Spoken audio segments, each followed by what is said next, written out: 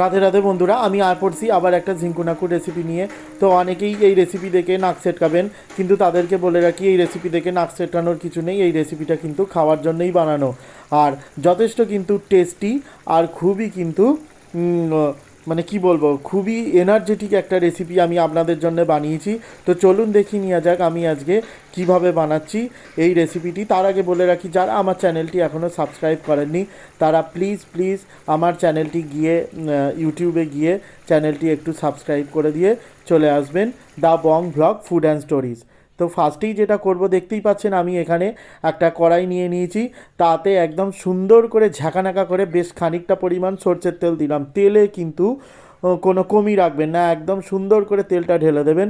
এবার দিয়ে দিচ্ছি আমি ফোড়নের জন্যে গোটা গরম মশলা, শুকনো লঙ্কা আর গোটা জিরে। ফোড়নটাকে জাস্ট একটু নেড়ে চেড়ে নেবেন, নাহলে কিন্তু ফোড়নের ফ্লেভারটা বেরোয় না।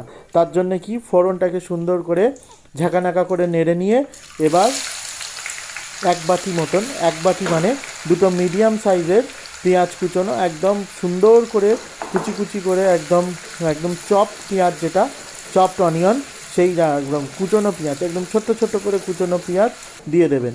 এরপর আমি এর মধ্যে অ্যাড করব হচ্ছে একটা পেস্ট। সেটা হচ্ছে যে আমি এখানে দুটো মিডিয়াম সাইজের পেঁয়াজ, কাঁচা লঙ্কা, আদা, রসুন আর টমেটো, দুটো মিডিয়াম সাইজের টমেটো নিয়ে নিয়েছিলাম, দিয়ে পুরোটার আমি একটা পেস্ট বানিয়ে নিয়েছি। সেই পেস্টটা আমি এখানে ঝাঁকানাকা করে ঢেলে দিয়েছি।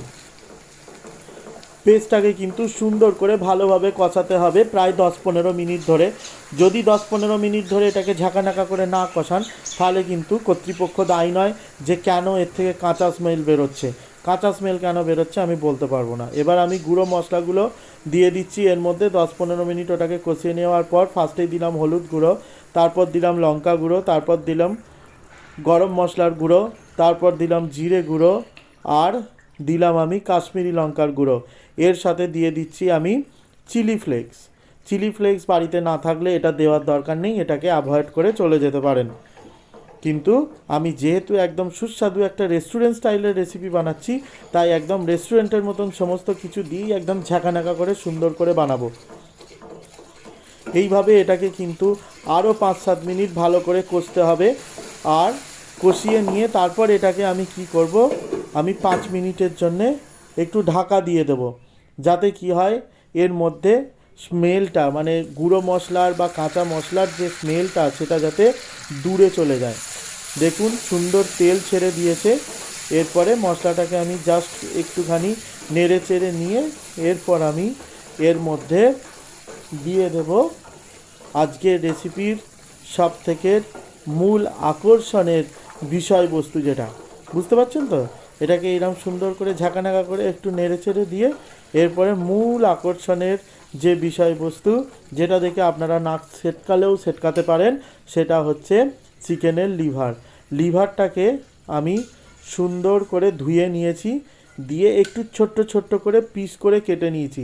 একদম ধ্যামা ধ্যামা পিসটা কি হয়, সেদ্ধ হলেও সেটা খেতে ভালো লাগে না, ওই জন্যে একটু স্মল স্মল পিস করে নিয়েছি। মানে বাড়িতে নিয়ে এসে একটু ছুরি দিয়ে ছোট ছোট করে কেটে নিয়ে সেইটাকে অ্যাড করে দিলাম। এবার এর মধ্যে দিয়ে দিচ্ছি অল্প একটু পাতিলেবুর রস। পাতিলেবুর রসটা দিলে কি হবে, মেটের যে আঁশটে গন্ধটা, সেটা কিন্তু মেটের থেকে দূরে চলে যাবে। এটা কিন্তু একটা টিপস, মাথায় রাখবেন অবশ্যই। লেবুর রসটা দিলেই কিন্তু মেটের থেকে আঁশটে গন্ধটা চলে যায়। এটা আপনারা প্রথমেও করে রাখতে পারেন, যে মেটেতে একটু পাতিলেবু, নুন আর হলুদ দিয়ে ম্যারিনেট করে রাখতে পারেন। আর যদি সেটা না করেন, এইভাবে কড়াইতেই দিয়ে দিতে পারেন। এবার আমি এর মধ্যে দিয়ে দিচ্ছি ভাজা মশলা। আমি ধনে, জিরে, শুকনো লঙ্কা, এগুলোকে আমি শুকনো খোলায় ভেজে নিয়ে আমি একটা মশলা পাউডার মানে বাড়িতে বানিয়েই রাখি, সেইটা আমি এর মধ্যে অ্যাড করে দিলাম। এবার আমি এটাকে ঢাকা দিয়ে দেবো 5-10 মিনিটের জন্য। অনেকেই লিভার খেতে ভালোবাসেন না, কিন্তু লিভারের অনেকগুলো গুণ আছে।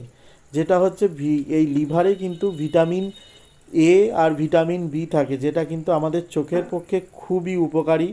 তাছাড়া হাড়ের ক্ষয় রোধ করতেও এটা কিন্তু খুব কাজে লাগে। যাদের অ্যানিমিয়া আছে, মানে শরীরে রক্ত কম আছে, তাদের জন্যও কিন্তু মেটেটা খুবই উপকারী। এবার আমি এর মধ্যে দিয়ে দিচ্ছি সামান্য একটু কুচনো পেঁয়াজ আর রসুন আর কাঁচা লঙ্কার পেস্ট।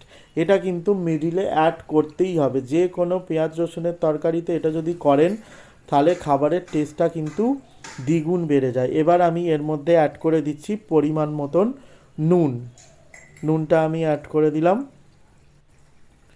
দিয়ে আমি পুরো জিনিসটাকে ভালো করে মিক্সড করে দেবো। তবে যেটা বলে রাখি সেটা হচ্ছে যে যাদের হাই কোলেস্টেরল আছে বা হার্টের প্রবলেম আছে তারা কিন্তু মেটেটাকে একটু অ্যাভয়েড করবেন। মানে একবারে অ্যাভয়েড করার দরকার নেই যে বছরে একবারও খাবো না, বছরে এক দুবার খেতেই পারেন। তাতে আই থিঙ্ক মনে হয় না যে শরীরের কোনো ক্ষতি হবে। দেখতেই পাচ্ছেন যে মশলাটা থেকে তেলটা একদম সুন্দর করে ছেড়ে দিয়েছে। এবার জাস্ট উপর থেকে একটু ধনেপাতা কুচি ছড়িয়ে দিয়েই আমি এটাকে সুন্দর গরম গরম ভাতের সাথে পরিবেশন করতে পারবো চিকেন লিভার কারি। আজকের রেসিপিটা যদি আপনাদের ভালো লেগে থাকে তাহলে অবশ্যই চ্যানেলটি গিয়ে সাবস্ক্রাইব করুন, আর রেসিপিটি ভালো লেগে থাকলে ফ্যামিলি বা ফ্রেন্ডদের সাথে একটু শেয়ার করুন, আর পারলে আপনিও একটু লাইক কমেন্ট করে দিন। দেখতেই পাচ্ছেন আমি গরম গরম ভাতের সাথে পরিবেশন করে দিয়েছি লিভার কারি। আমার তো দারুণ লাগছে, সুন্দর একটা স্মেল বেরিয়েছে, মানে কখন খাবো একটা ব্যাপার। তো আমি খেতে যাই আর ভিডিওটা এখানেই কমপ্লিট করি। নেক্সট আবার আপনাদের সাথে দেখা হচ্ছে নেক্সট ভিডিওতে।